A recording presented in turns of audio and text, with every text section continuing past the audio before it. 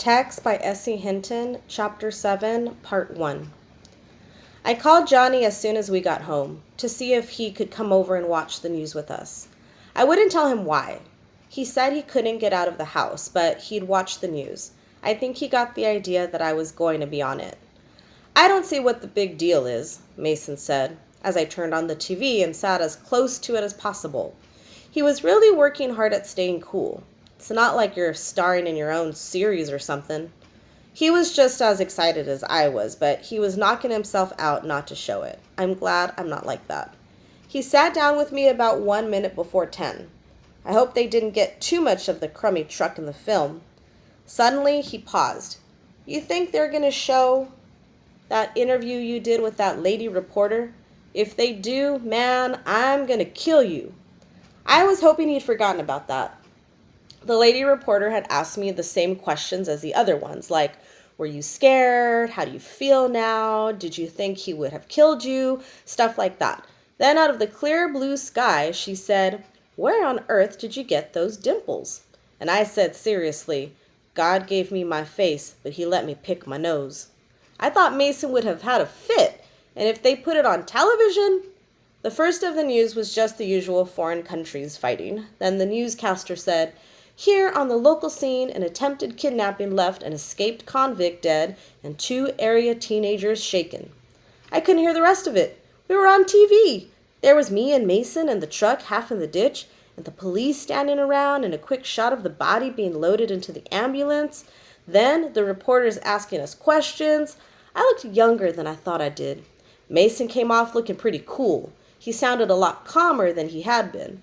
My voice sounded funny. I didn't realize I had a drawl like that. There was a close-up of both of us. Then it was over. Hey, I said. That wasn't very long. It was long enough, Mason said. Yeah, but the reporters were out there a long time just to get a couple of minutes of film? You think they want it to be a little longer? Kidnappings are a dime a dozen, May said.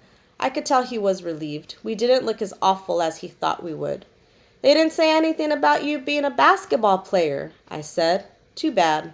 As soon as the words were out of my mouth, the sportscaster came on and said, one of the 2 teenagers involved in the kidnapping was Mason McCormick, the Garyville basketball star. Fans will be relieved to know Mason was uninjured and will be ready for the upcoming season. Huh, I said, looking at Mason. I guess he liked that all right. He did his best to look cool. I guess so. I threw a sofa pillow at him, but missed because he got up to answer the phone. We were famous. Everybody we knew and a lot of people we didn't kept calling to ask us about being kidnapped. It took about 5 minutes of this to drive Mason up the wall. After that, I answered the phone. After 2 hours, I was so hoarse I couldn't talk anymore. So we took the phone off the hook for a while. I felt real funny. I'd had a long day, and it was after midnight, and I could tell I was tired, but I was so wound up I could actually feel the nerves humming along in my body like charged electric wires. Mason, who would usually kill for his 8 hours of sleep, sat around and drummed his fingers or got up and paced around like a chained dog. Tex, he said finally. He looked kind of sheepish. You still got that joint Lem gave you a while back? Yeah, I whispered. I went and got it out from under the mattress. I handed it to him. Mason looked at it a second, then went to light it on the kitchen burner. He came back in and sat next to me. Lem would love to see this, I croaked. I wondered if I was ever going to be able to talk again. Mace leaned back and closed his eyes. Yeah, I just bet he would. I inhaled, held it, and passed the joint back to Mason. Grass isn't my favorite high, but I'll say this for the stuff. It really puts me to sleep. Mason choked a little on his next hit and wiped his eyes. I'm going to have to smoke myself silly before I quit feeling that gun in my ribs.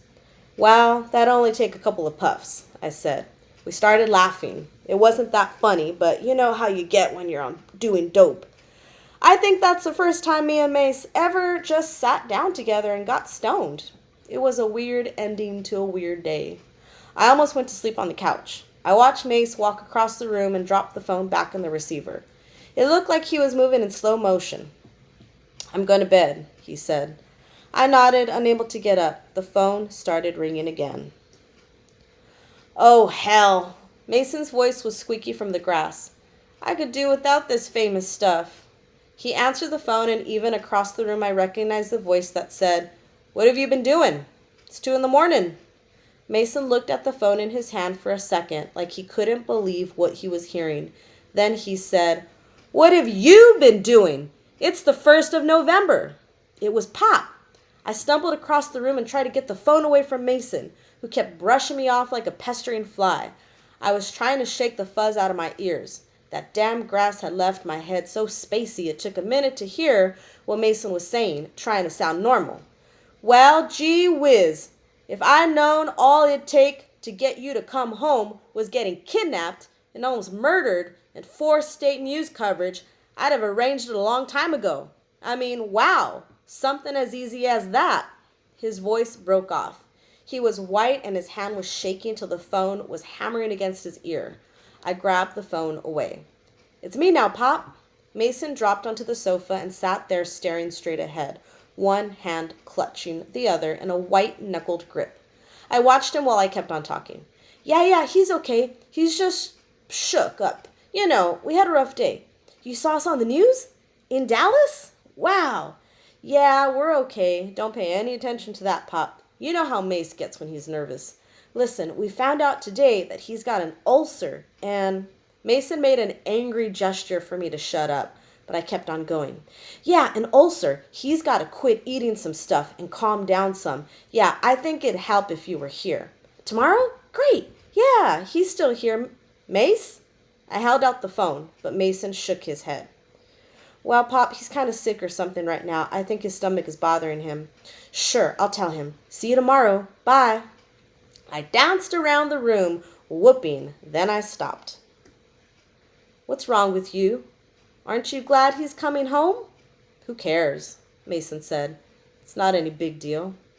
His voice was shaking, and if it'd been anybody else besides Mason, I'd have sworn he was about to start crying. We just happened to cross his mind because he saw us on the news. Just a little reminder. His voice broke off. I sat down next to him. He was really upset. Hey, I said, it's going to be okay now. Everything's going to be great. He just shook his head. It's not going to be the big deal you think it is. You'll see. I put my arm across his shoulder and patted him, and he was stoned enough to let me. Poor Mace had been through a lot that day. With with his ulcer and Lem and that hitchhiker and being on the news. So I didn't argue with him about Pop. He was wrong, though. I was pretty sure he was wrong. I hear a car coming. I went to the front door to look for about the 200th time that day. Even if he left at 6 a.m, which isn't likely, he couldn't be here this quick, Mason told me. He was making a big show out of being unconcerned. He was driving me nuts. You don't believe he's going to show up, do you? I said, still watching the door.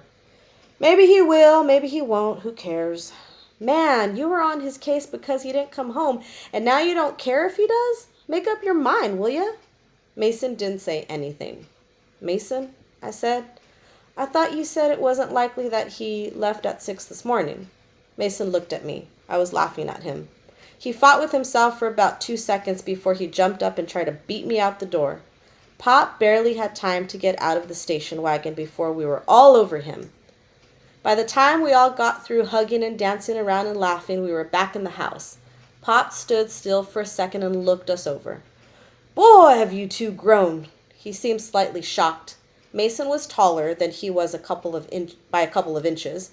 Then he said, Either that or I've shrunk. We all laughed. But all of a sudden it hit me that Pop was a completely separate person from us. I don't know exactly how to explain it. He was just the same as he always was, but he was unconnected, almost like he was a visitor. We had barely got him unpacked and the major news rehashed when Mason asked, How long are you going to stay this time? It was like he was mad at himself for being glad Pop was home. I figured he'd start something like that, but wasn't expecting it so soon. I felt like slugging him. Mace, I don't blame you for being irritated with me. I was shocked myself when I realized how long I was gone. A month seems like a week used to. Time sure is getting screwy, the older I get. Anyway, I quit rodeoing for good. No kidding, I said. Mason said, I'll believe it when I see it.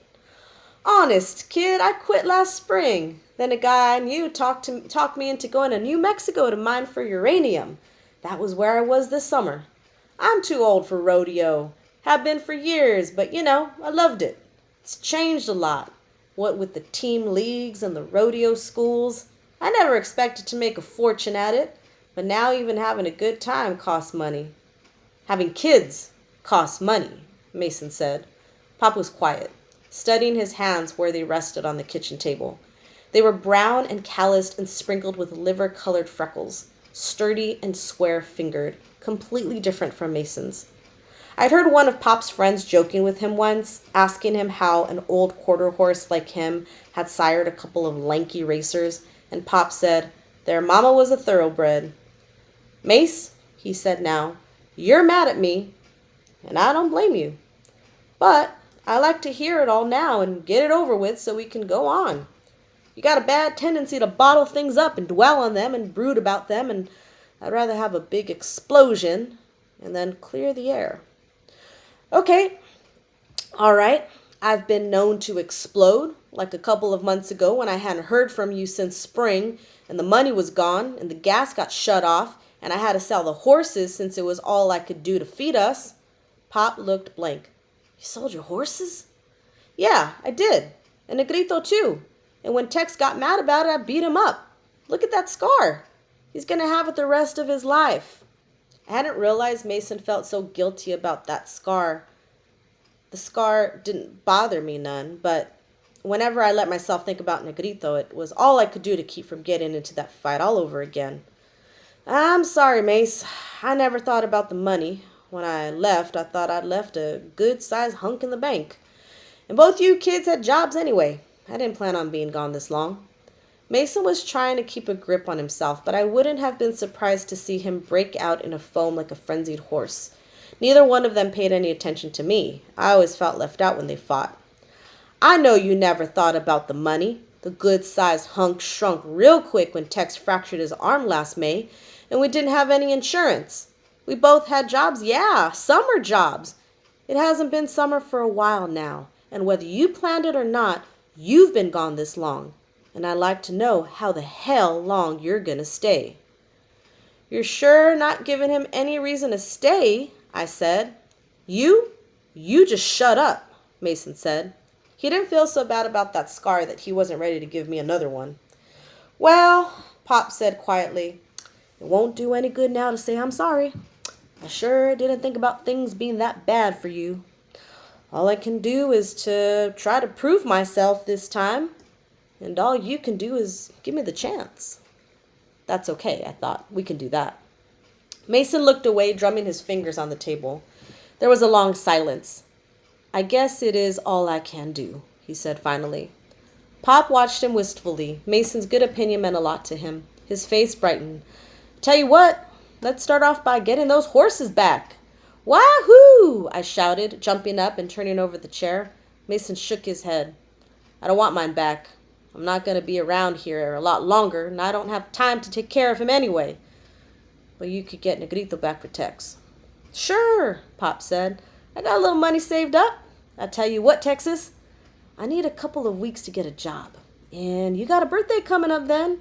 So can you wait till the end of the month? I stopped dancing around, stared at Pop for a second, then choked on a laugh. I couldn't stop laughing.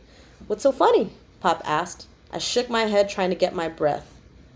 October, Mason said. His voice was like a knife of ice. What? Pop said. Mason was absolutely white. It almost seemed like he was suddenly scared. It sobered me up to see him. His birthday was the 22nd of October, last month. Oh, I was thinking it was November. Mason didn't say a word. He just got up and left. Pretty soon we heard the pickup squealing out the driveway. Pop shook his head. That youngin' can get us back up over the silliest things. I'm sorry about that, Tex. Shoot, I said. It doesn't bother me. It proves you didn't forget about it completely, which was what Mason tried to tell me. Anyway, I thought it was funny. I don't think Mace thought it was funny, Pop sighed. I had to agree with him there.